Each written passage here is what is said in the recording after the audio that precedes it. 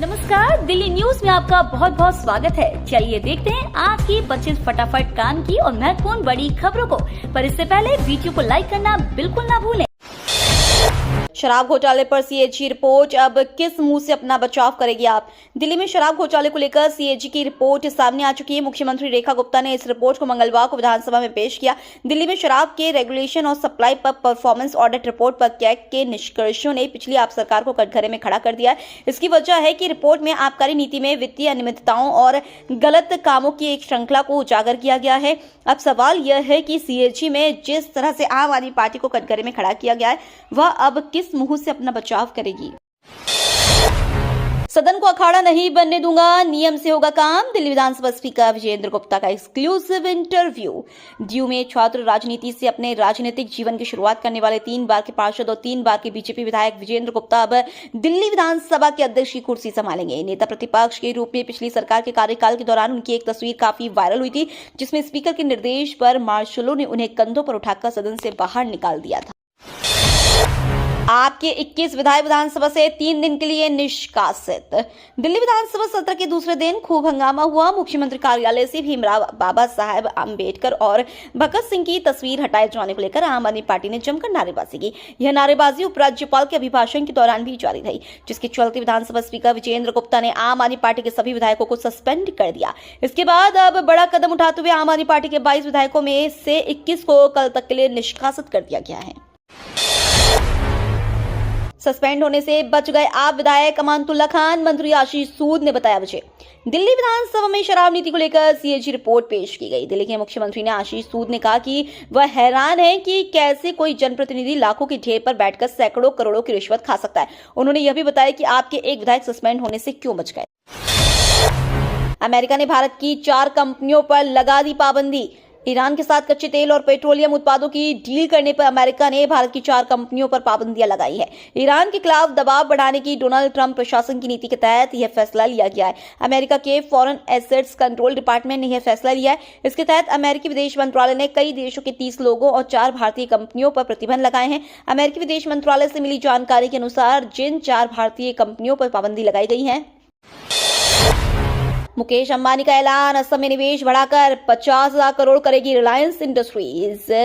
Reliance industries के chairman Mukesh Ambani ने असम में अगले 5 वर्षों में कंपनी का निवेश चौगुना करके 50,000 करोड़ करने की घोषणा की। अंबानी ने बताया कि रिलायंस पहले ही प्रदेश में 12,000 करोड़ से अधिक का निवेश कर चुकी है। यह उसकी 5,000 करोड़ की प्रतिबद्धता से कहीं अधिक है। मुकेश अंबानी गुवाहाटी में एडवांटेज असम 2.0 समिट में बोल रहे थे। आप सरकार की शराब नीति से हुआ 2,000 करोड़ का घाटा। दिल्ली विधानसभा में मंगलवार को सीएम रेखा गुप्ता ने शराब नीति पर कैग रिपोर्ट पेश कर दी। रिपोर्ट में कहा गया है कि शराब नीति की खामियों के कारण दिल्ली सरकार को 2026 करोड़ रुपए का नुकसान हुआ। विशेषज्ञों की सलाह नजरअंदाज की गई और कई महत्वपूर्ण निर्णयों पर कैबिनेट और एलजी की मंजूरी नहीं ली गई। 3 मार्च तक मौसम विभाग ने जारी किया बारिश का अलर्ट। एक नया पश्चिमी विक्षोभ उत्तर पाकिस्तान और आसपास के क्षेत्रों में असर दिखाने लगा है, जिससे देश के कई राज्यों में हल्की से भारी बारिश होने वाली है। इससे मौसम में कुछ तब्दीली देखने को मिलेगी। बता दें, पूरे फरवरी के महीने में बारिश की कमी दर्ज हुई है। हालांकि अभी भी इतनी बारिश होने के आसार नहीं है कि इस कमी को पूरा किया जा सके। दिल्ली विधानसभा में एलजी के अभिभाषण में हंगामा। दिल्ली विधानसभा के दूसरे दिन मंगलवार को जमकर बवाल देखने को मिला। एलजी के अभिभाषण के दौरान हंगामा कर रहे नेता विपक्ष आतिशी समेत आप के दर्जन भर विधायकों को पूरे दिन के लिए सस्पेंड कर दिया गया। वहीं आपके हंगामे के जवाब में बीजेपी विधायकों ने मोदी मोदी के नारे लगाए। दुबई से अमीर बनकर लौटे दिनेश और धर्मेंद्र के ठिकानों पर सीबीआई और ईडी की छापेमारी। दिल्ली में हुए एक बड़े स्कैम के मामले में सीबीआई और ईडी की टीम ने सोमवार देर रात झांसी में 2 व्यक्तियों के घरों पर छापेमारी की। ऑनलाइन सट्टा बिटकॉइन से जुड़े मामले में छापेमारी की सूचना अभी तक मिली है। जानकारी के मुताबिक प्रेमनगर थाना क्षेत्र के गाड़िया फाटक निवासी दिनेश और धर्मेंद्र की यहां सोमवार देर रात सीबीआई और ईडी की टीम ने संबंधित थाने की पुलिस को साथ लेकर छापेमारी की, जिससे इलाके में दोनों युवकों के अचानक बदले लाइफस्टाइल को लेकर चर्चाएं भी शुरू हो गई हैं। नई अग्निवीर भर्ती के आवेदन मार्च से अप्रैल में होगी लिखित परीक्षा। सेना भर्ती कार्यालय वाराणसी के निदेशक कर्नल शैलेश कुमार ने बताया कि अग्निवीर भर्ती रैली के लिए मार्च से आवेदन शुरू होंगे। अप्रैल में लिखित परीक्षा होगी। जुलाई के पहले सप्ताह में रैली होगी। बताया गया कि आईआईटी और गणित से 12वीं पास अभ्यर्थियों के लिए टेक्निकल ट्रेड में नौकरी के ज्यादा अवसर हैं। अग्निवीर में इस बार सक्षम अभ्यर्थी 2 पदों के लिए एक साथ आवेदन कर सकते हैं। सेना में अग्निवीर भर्ती के तहत 4 पदों के लिए आवेदन मांगे जाते हैं। इसमें ट्रेडमैन 8वीं और 10वीं पास, ऑफिस असिस्टेंट या store keeper, technical, Agniveer general और अग्निवीर टेक्निकल पदों के लिए आवेदन मांगे जाएंगे। अब विधायक अमानतुल्लाह खान को राहत, कोर्ट ने अग्रिम जमानत दी। दिल्ली की राउत रेवेन्यू कोर्ट से आम आदमी पार्टी के विधायक अमानतुल्लाह खान को बड़ी राहत मिली है। अदालत ने आम आदमी पार्टी के विधायक अमानतुल्लाह खान को अग्रिम जमानत प्रदान कर दी है, लेकिन उन्हें एक शर्त को पूरा करना होगा। कोर्ट ने उनको जांच में शामिल होने के लिए भी कहा है। केजरीवाल सिसोदिया के लिए बढ़ेंगी मुश्किलें, पैक के पास जाएगी कैग की रिपोर्ट। दिल्ली में अरविंद केजरीवाल सरकार के दौरान लागू की गई नई शराब नीति पर नियंत्रक एवं मसा लेखा परीक्षक की रिपोर्ट को काफी समय तक लंबित रहने के बाद मंगलवार को विधानसभा में पेश किया गया। रिपोर्ट में कई तरह की गड़बड़ियों और इससे सरकारी खजाने को 2000 करोड़ 68 लाख रुपए के नुकसान की बात कही गई है। विधानसभा अध्यक्ष विजेंद्र गुप्ता ने इस रिपोर्ट को आगे की कार्रवाई के लिए पब्लिक अकाउंट्स कमेटी के पास भेजने की बात कही है। माना जा रहा है कि इसके बाद अरविंद केजरीवाल और मनीष सिसोदिया के लिए नई मुश्किलों का आगाज हो सकता है। रेखा गुप्ता को लेकर था 50 लाख की कार खरीद का दावा। दिल्ली में भारतीय जनता पार्टी की सरकार में मुख्यमंत्री बनी रेखा गुप्ता की खूब चर्चा है।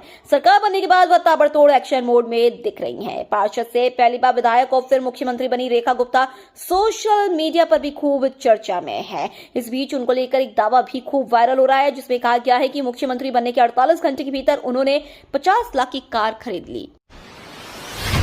एमसीडी सदन की बैठक में हाउस टैक्स और कर्मचारियों को पक्का करने के प्रस्ताव पास। एमसीडी के सदन की बैठक में मंगलवार को आपकी निगम सरकार ने हाउस टैक्स और कर्मचारियों को पक्का करने के प्रस्ताव को पास कर दिया। इस बैठक में आयुक्त अश्विनी कुमार नहीं पहुंचे। महापौर महेश कुमार खिंची ने सदन की कार्रवाई लगभग 2:07 पर शुरू की। इसके बाद भाजपा पार्षद पहुंचे और उन्होंने आप और महापौर का विरोध किया। सिख विरोधी दंगों में सज्जन कुमार को उम्र कैद। दिल्ली में 1984 में हुए सिख विरोधी दंगों के मामले में सज्जन कुमार को आजीवन कारावास की सजा सुनाई गई है। राउत रेवेन्यू कोर्ट के विशेष न्यायाधीश कावेरी बाबीजा ने 1 नवंबर 1984 को दिल्ली के सरस्वती विहार में जसवंत सिंह और उनके बेटे तरुणदीप सिंह की हत्या के मामले में सज्जन कुमार के खिलाफ सजा पर फैसला सुनाया है। इससे पहले एक अन्य मामले में भी सज्जन कुमार को उम्र कैद की सजा सुनाई जा चुकी है। पीएम मोदी बाबा साहेब अंबेडकर से बड़े हैं आतिशी का बीजेपी परिवार। दिल्ली विधानसभा के दूसरे दिन हंगामे के बाद आप के कई विधायकों को दिन भर के लिए सस्पेंड कर दिया गया, जिसके बाद आतिशी ने कहा कि बीजेपी ने सीएम ऑफिस में बाबा साहेब अंबेडकर की जगह पीएम मोदी की फोटो लगा दी है। सदन से लेकर सड़क तक इसके खिलाफ प्रदर्शन करते रहेंगे। रक्षा मंत्री राजनाथ सिंह ने दिल्ली में तटरक्षक बल के अधिकारियों को किया सम्मानित। दिल्ली में आयोजित भारतीय तटरक्षक बल के अलंकरण समारोह में रक्षा मंत्री राजनाथ सिंह ने अधिकारियों कर्मचारियों को वीरता पदक और सराहनीय पदक देकर सम्मानित किया। उन्होंने कहा कि सुरक्षित और समृद्ध भारत तभी संभव है जब देश की सुरक्षा व्यवस्था और सेनाएं मजबूत हों। सुधांशु त्रिवेदी का आरोप, आपने कैग विवाद से बचने के लिए उठाया राम मंदिर का मुद्दा। अयोध्या विकास परियोजना पर कैग की रिपोर्ट आने के बाद राजनीतिक बहस तेज हो गई है। आम आदमी पार्टी ने भाजपा पर प्रताड़ना का आरोप लगाया है, जबकि भाजपा ने इसे खारिज किया है। राम मंदिर निर्माण और अयोध्या विकास योजना के बीच अंतर को लेकर भी चर्चा हुई। आपने अपनी ईमानदारी का दावा किया, वहीं बीजेपी ने उन्हें भ्रष्टाचार के आरोपों में फंसे अन्य नेताओं से तुलना की। दोनों पक्षों के बीच तीखी बहस देखने को मिली। दिल्ली विधानसभा का सत्र 3 दिन बढ़ाया गया। दिल्ली विधानसभा के सत्र को 3 दिन के लिए बढ़ा दिया गया। इस दौरान आम आदमी पार्टी के 21 विधायकों को 3 दिन के लिए निलंबित कर दिया गया है। शराब नीति पर नियंत्रक और महालेखा परीक्षक की रिपोर्ट विधानसभा में प्रस्तुत की गई है, जिसमें अनुमानित 2000 करोड़ रुपए से अधिक के नुकसान का खुलासा किया गया है।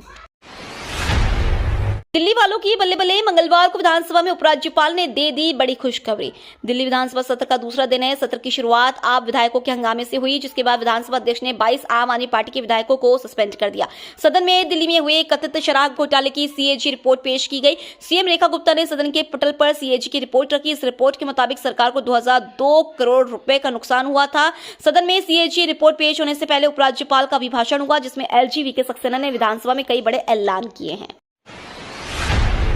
अरविंद केजरीवाल जेल से कभी बाहर नहीं आ पाएंगे, प्रवेश वर्मा ने सीएजी रिपोर्ट के बाद ऐसा कहा। अरविंद केजरीवाल सरकार के दौरान कथित शराब घोटाले को लेकर सीएजी रिपोर्ट दिल्ली की मुख्यमंत्री रेखा गुप्ता ने दिल्ली विधानसभा में पेश कर दी है। इसके बाद से सबके मन में एक ही सवाल है कि अब आगे क्या होगा। दिल्ली सरकार के मंत्री प्रवेश वर्मा ने कहा, सीएजी रिपोर्ट में जो चीजें सामने आई है उससे साफ लग रहा है कि अरविंद केजरीवाल पूरी जिंदगी जेल में बिताने वाले हैं।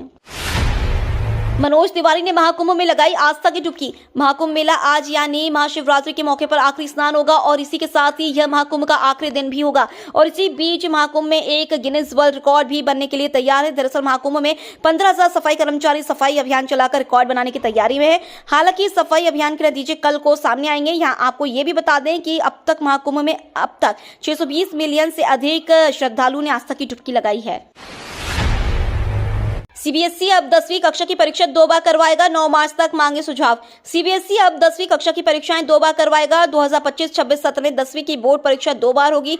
सीबीएसई ने इसको लेकर 9 मार्च तक लोगों से सुझाव मांगे हैं। राष्ट्रीय शिक्षा नीति 2020 के तहत बोर्ड परीक्षा में अपना प्रदर्शन सुधारने के लिए छात्रों को दोबारा मौका दिया जा रहा है। आईपीएल 2025 से पहले हुआ बड़ा ऐलान, दिल्ली कैपिटल्स में दिग्गज की एंट्री। आईपीएल 2025 से पहले दिल्ली कैपिटल्स ने बड़ा ऐलान किया है। दिल्ली कैपिटल्स ने इंग्लैंड के पूर्व व्हाइट बॉल कोच मैथ्यू मोट को आगामी सीजन के लिए असिस्टेंट कोच नियुक्त किया है। ये नियुक्ति ऐसे समय पर हुई है जब आईपीएल 2025 का आगाज होने में 1 महीने से भी कम का समय बचा है। 51 साल के मोट भारत के पूर्व क्रिकेटर हेमंग बदानी की सहायता करेंगे, जिन्हें पिछले साल अक्टूबर में दिल्ली कैपिटल्स का हेड कोच नियुक्त किया गया था। ये तो थी आज की बड़ी खबरें। रोजाना ऐसी ही सबसे पहले अपडेट पाने के लिए चैनल को सब्सक्राइब करना बिल्कुल ना भूलें।